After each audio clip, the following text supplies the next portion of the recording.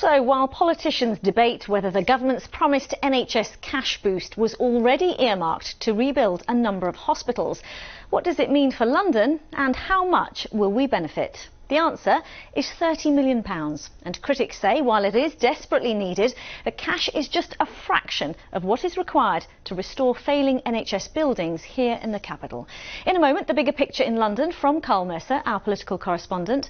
First, here's his report on one of the hospitals benefiting. This was this morning's ward round in the intensive care unit. A bit of a squeeze here in Croydon in a building that was put up in the 1980s. There are 15 beds here for some of the most seriously ill in the hospital, but it's cramped and simply not big enough to meet demand. But things are about to change. This, one of two London hospitals given money to rebuild, close to £13 million, that will almost double the space here. Fantastic news for Croydon. 12.7 million gives us the money that we've needed for such a long time to update our facilities in critical care and actually make them future-proof. So we're very excited.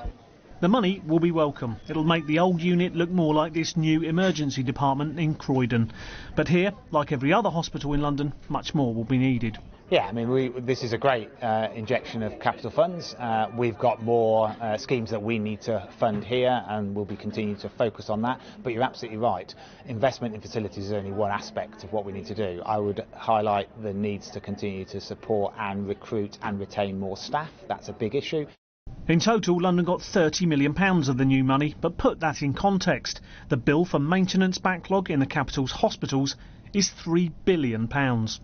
Who, too, will be willing to put up the money for a new hospital planned by Epsom and St Helier, a £500 million bill, or for plans to rebuild Whipps Cross Hospital, also coming in at around £500 million.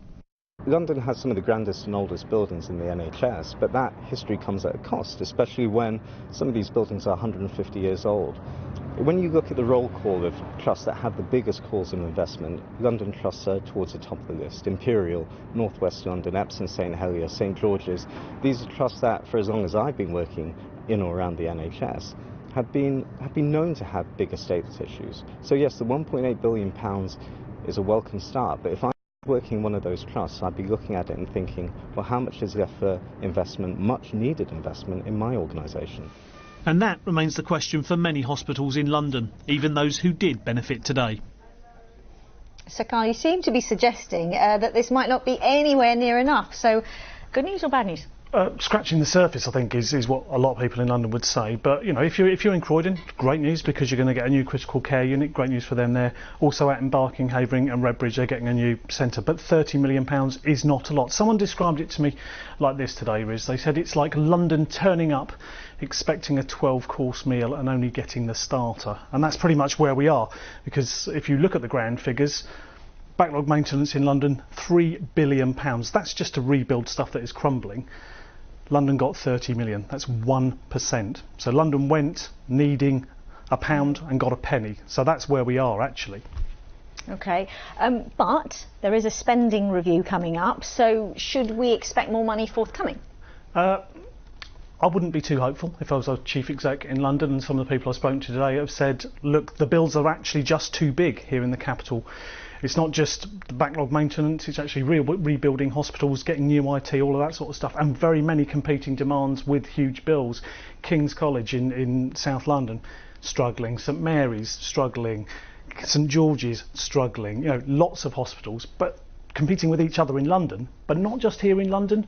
With a spending review, the government, a new government, is going to be looking to the north as well. So London hospitals competing not just with themselves, but with hospitals around the rest of the country, and that will be a problem. Gosh, the picture here in London. Carl, thanks very much. Our political correspondent, Carl Mercer.